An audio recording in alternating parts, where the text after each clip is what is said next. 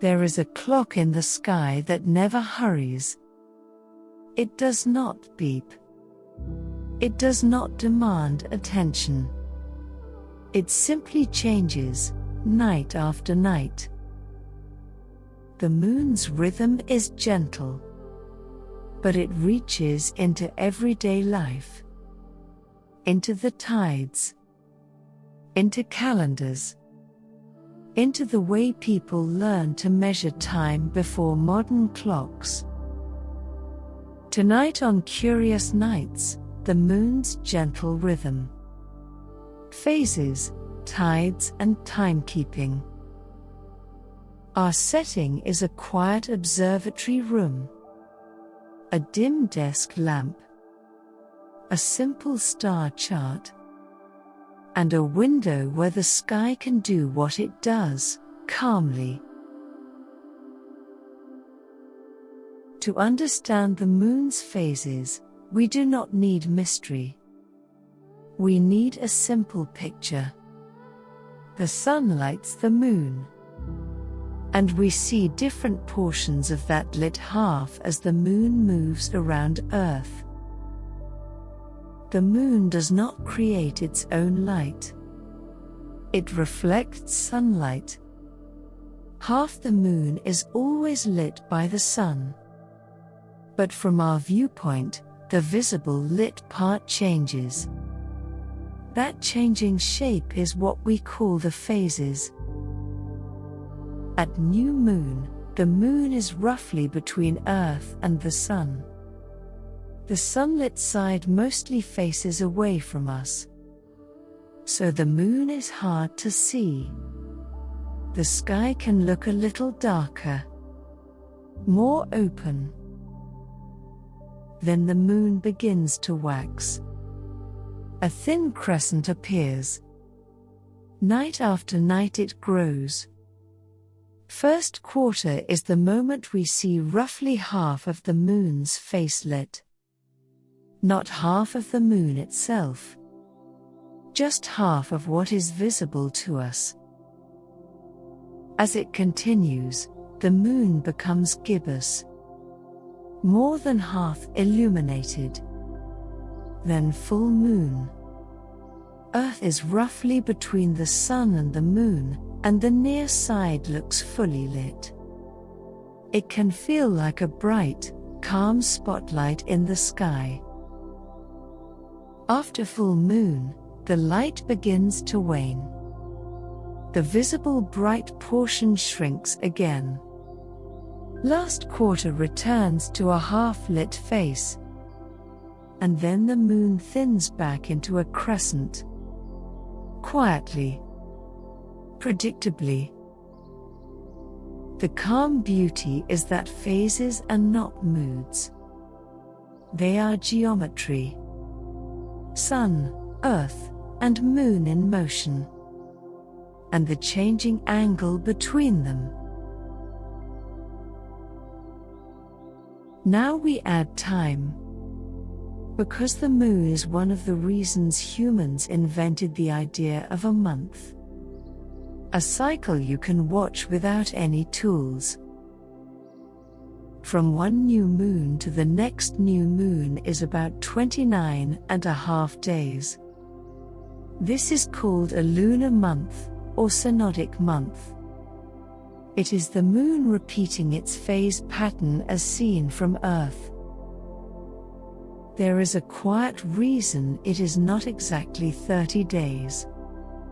While the moon orbits Earth, Earth is also orbiting the sun.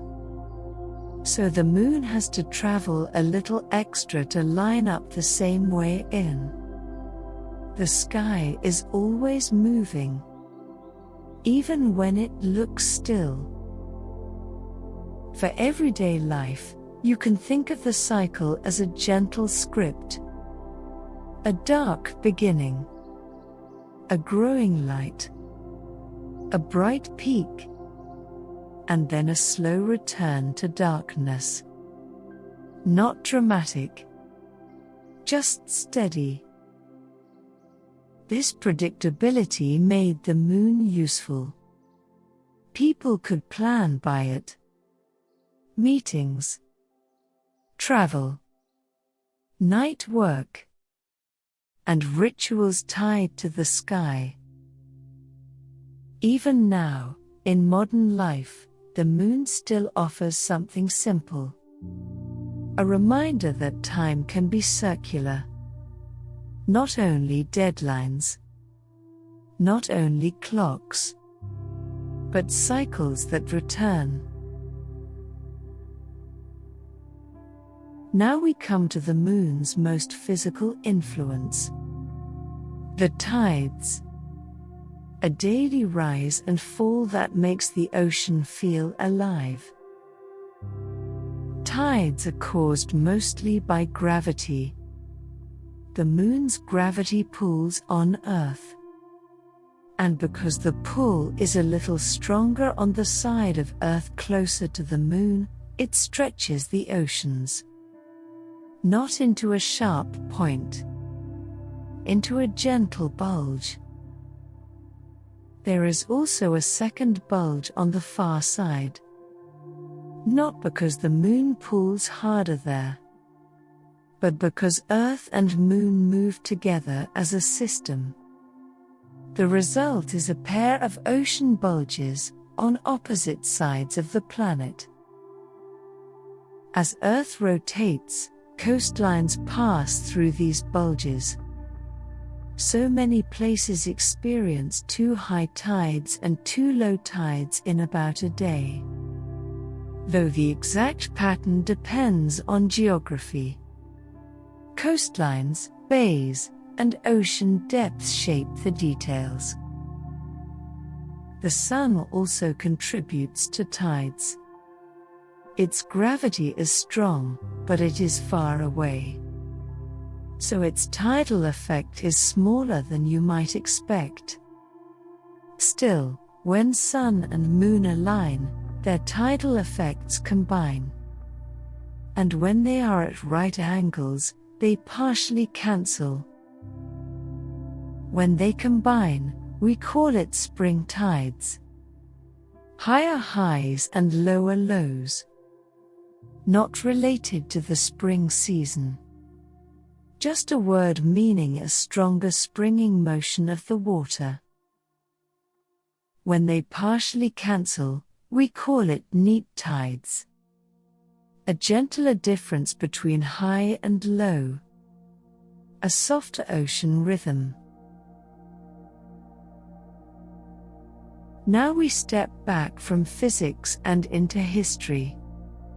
Because the moon helped people organize time long before wristwatches and phone calendars. The phases are easy to observe. You do not need a telescope.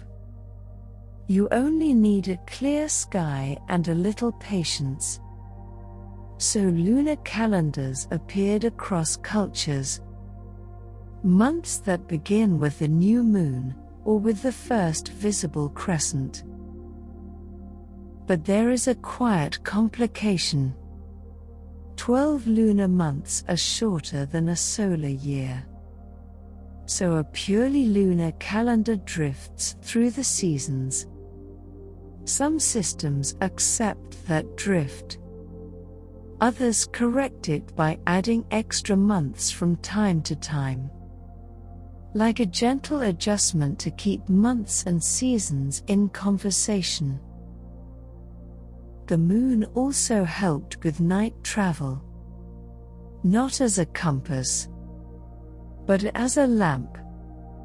Full moon nights can change what is practical outdoors, and what feels safe.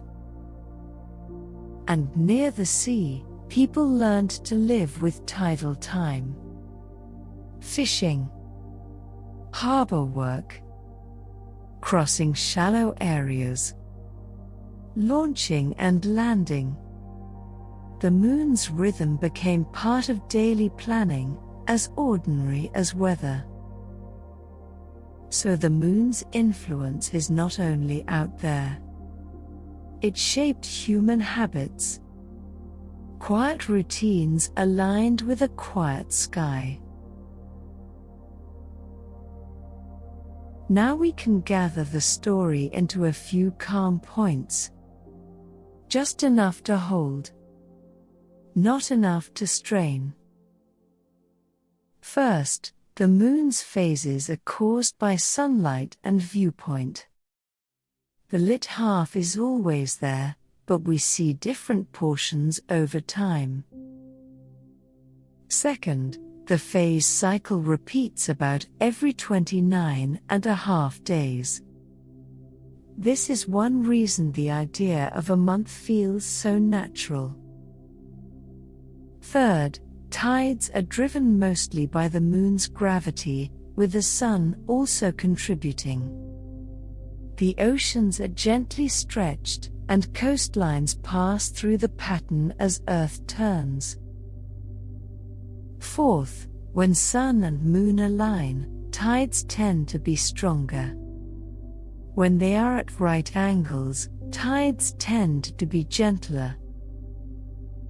And fifth, the moon has quietly shaped timekeeping and daily life. Calendars, travel, and coastal routines learn to follow its steady rhythm. And now we return to the observatory room. The chart on the desk is still. The lamp is low. Outside, the sky keeps its quiet schedule. The moon does not rush to become full. It does not rush to disappear. It simply turns the page a little each night. A slow lesson in patience. Somewhere, the ocean is rising against a shoreline. Somewhere, it is falling away. And the whole planet keeps time with motion that is almost too gradual to notice. For now, there is nothing to track, nothing to optimize.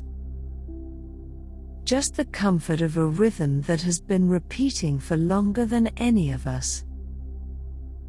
And will repeat again tomorrow night, quietly, whether we watch it or not. This has been Curious Nights.